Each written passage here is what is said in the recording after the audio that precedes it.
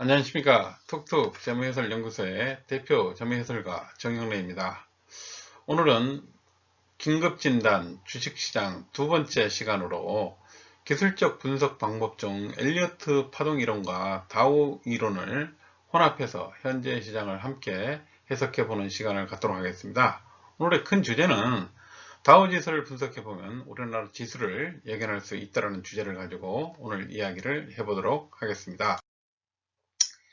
향후 이제 우리나라 주식시장의 이제 전망은 이렇습니다.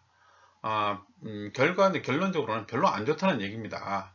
이 이제 근거로는 우리가 이제 10년 주기에 걸쳐 있다는 거죠. 98년도 IMF, 2008년도 리만 브라더스, 현재 아직 2018년에 특별하게 나타난 건 아니지만 어떤 여러 가지 형태들이 이제 보여지고 있는 징조는 분명히 있다는 거 여러분들도 공감을 하셨으면 좋겠습니다.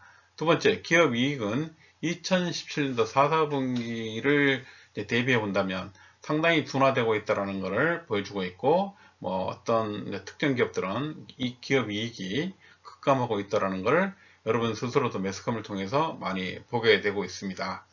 그 다음에 미국 시장의 조정은 저번 시간에 엘리어트 파동 이론으로 여러분들한테 충분히 공감할 수 있도록 한번 말씀드렸고, 오늘 재차 엘리어트 파동 이론과 찰스 다우 이론을 혼합해서 한번 현재 시장의 모습을 한번 진단해 보는 시간을 갖도록 하겠습니다. 마지막으로 증권사들은 아직도 희망적인 의견들을 제시하는 데가 많지만 이걸 과연 믿어도 될지 이거는 여러분 스스로가 판단할 수 있는 눈이 있다라고 저는 개인적으로 생각합니다. 최근 시장을 이제 옥죄는 두 가지 이슈가 이제 중국의 위안화가 달러당 7위안을 이제 위협받고 있다라는 거죠. 이거는 굉장히 이제 중국은 상당히 곤란을 겪게 되는 이런 상황이 지금 벌어지고 있고, 미국은 경기 호황을 바탕으로 해서 올 12월 중에 한 번 이제 금리 인상을 한 번 또 하고, 뭐 이제 골드만삭스나 버클레이즈나 뱅크 오브 아메리카, 모건 스탠리가 이제 예상하듯이 내년에도 이제 두 번에서 네 번 정도는 금리 인상을 이제 인플레이션을 잡기 위한 이런 금리 기조를 계속 유지해 갈 가능성이 높겠죠. 이렇게 된다면 미국 시장이 우리가 기술적 분석상으로 봤을 때도 고점 근방의 과열 국면으로 서서히 진입하고 있다는 걸 저희 스스로도 이 이슈를 통해서도 저희가 충분히 알 수 있는 내용이라 생각됩니다. 여러분들 다 공감하시죠? 제가 저번에 첫 번째 말씀드렸다시피 엘리어트 파동 이론이라는 거는 1930년도에 이제 엘리엇이 제안한 이제 하나의 고안한 이제 주가 분석 이론 방식이죠. 이 이론은 이제 쉽게 말하면 이제 주가 흐름 자체만 가져다 놓고 이렇게 분석을 한 이론이라고 따진다면, 어, 찰스 다우 이론이라 하면 엘리어트 파동 이론은 주가의 흐름 하나만 가지고 분석했다라고 한다면, 찰스 다우 이론은 이제 주가의 모습과 주가의 흐름과 거래량을 혼합을 해서 분석하는 일종의 기술적 분석 방법 중에 하나입니다. 찰스 다우 이론은 이제 추세를 6개월 국면으로 나누어서 이렇게 분석을 합니다.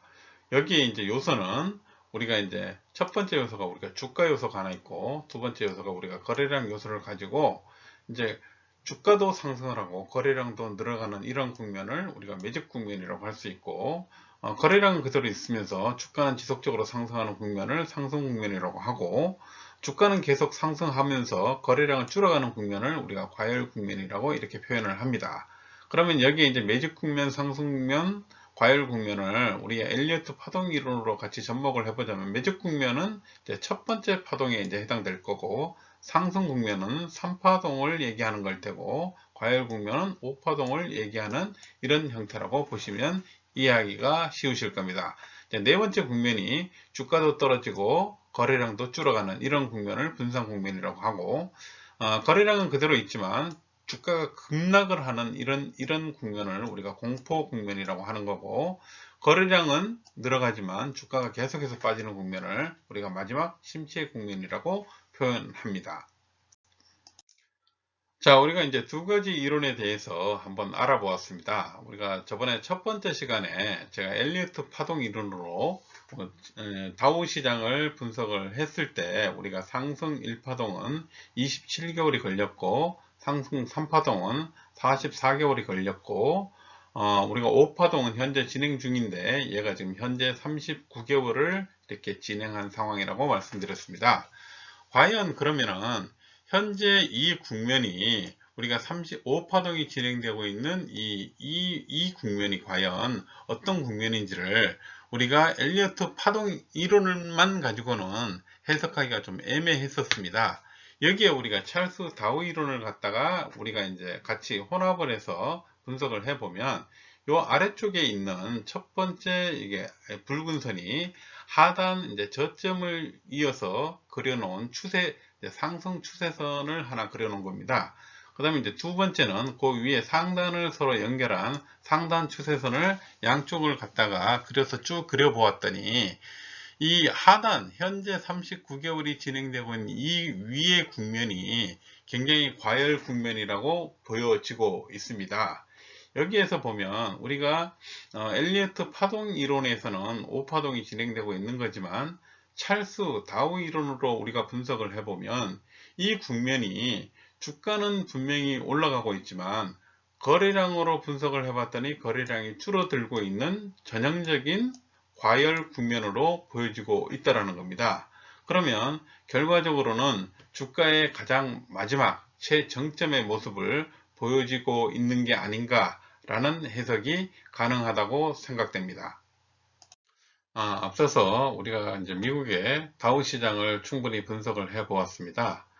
저희 나라 이제 월봉으로 이제 본 모습은 지난번에 한번 말씀드린 것처럼 우리가 이제 2003년도부터 우리가 이제 이런 모습을 엘리어트 파동 이론의 모습처럼 아주 정확한 엘리어트 파동 이제 이론의 모습을 보여왔지만 이제 그 이후에 미국이 2009년도 2월부터 본격적으로 시장이 상승할 때 우리는 이제 첫 번째 미국의 1파동이 형성될 때는 비슷하게 형성이 됐다가 2파동 조정파동까지는 비슷했고 3파동이 진행되는 이런 과정에서는 우리는 이런 횡보의 모습을 보일 수밖에 없었다는 거죠.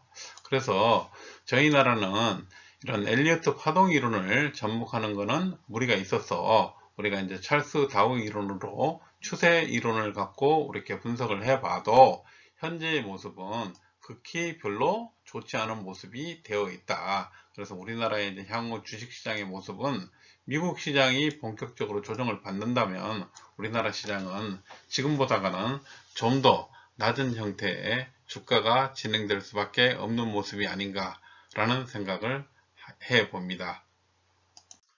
자, 지금까지 이제 기술적 분석을 바탕으로 해서 이제 엘리어트 파동 이론과 찰스 다우 이론을 가지고 이제 시장을 한번 분석해 보았습니다. 현재 이제 시장에 미국 시장이나 우리나라에 남아있는 어떤 이제 이슈들이 어떤 것들이 있는지 점검해 보는 시간을 갖도록 하겠습니다. 이건 미국 시장에서는 이제 계속 미중 무역 갈등이 전 세계 시장을 압박하고 있다라는 거고, 미국이 이제 지속적으로 중국을 압박을 하다 보면 결국 이제 미국 위주의 보호무역주의가 전 세계의 경제를 이제 침체로 이끌어갈 수밖에 없다라는 생각이 들어가고 있습니다. 그리고 트럼프가 이제 중간 선거 결과가 나왔지만 결코 그렇게 뭐 유리한 방향으로 나온 결과가 아닌 듯 보여집니다.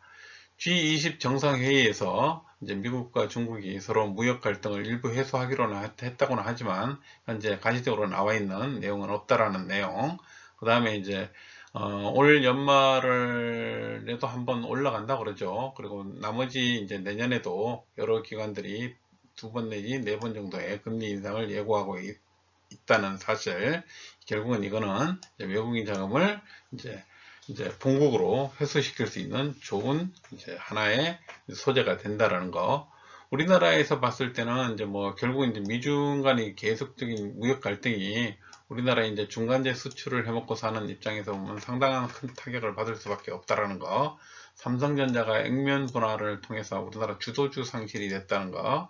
우리가 이제 기간 산업의 한 축인 자동차 산업도 상당히 큰 이제 타격을 받고 있다라는 거. 결국은 이제 외국인 자금이 이탈을 하게 되면 이제 환율은 상승할 수밖에 없다라는 거. 이렇게 되면 결국은 외국인 자금은 본격적으로 이탈할 가능성이 상당히 높아졌다라는 것을 우리가 이제 시장의 이슈를 통해서도 알 수가 있는 내용입니다. 결과적으로 이제 우리가 다우 지수를 이제 기술적 분석을 해 보았더니 결국 우리나라 주가도 예견할 수 있는 이런 시간이 되었다는 얘기입니다. 저희가 보기에는 우리나라는 이제 향후 좀 시장이 이제 주식 시장도 뭐 부동산 시장도 같이 하락하는 국면을 계속 맞이할 수밖에 없는 거고, 이렇게 된다면 이제 소비 침체는 불보듯하게 올 수밖에 없고, 뭐 이렇게 되면 자산 가치는 당연히 하락을 하겠죠. 이렇게 되면 결국 경기는 침체 국면으로 빠져갈 수밖에 없다라는 거. 이 국면을 저희가 이제 이런 흐름을 조금 이해하면서 시장을 바라보면 조금 더 나은 모습이 되지 않을까 싶습니다. 여기에 우리가 한미 간 이제 금리 차가 계속 확대가 될 거니까 외국인 자금은 할 수 없이 빠져나가서 본국으로 돌아가는 회귀 현상은 부득이하게 발생할 수밖에 없다. 이런 의견을 최종적으로 드리면서 오늘 시간을 마치도록 하겠습니다. 오늘 오늘 내용이 참 좋았다면 여기에 좋아요, 구독 꼭 눌러주시기 부탁드리겠습니다. 감사합니다.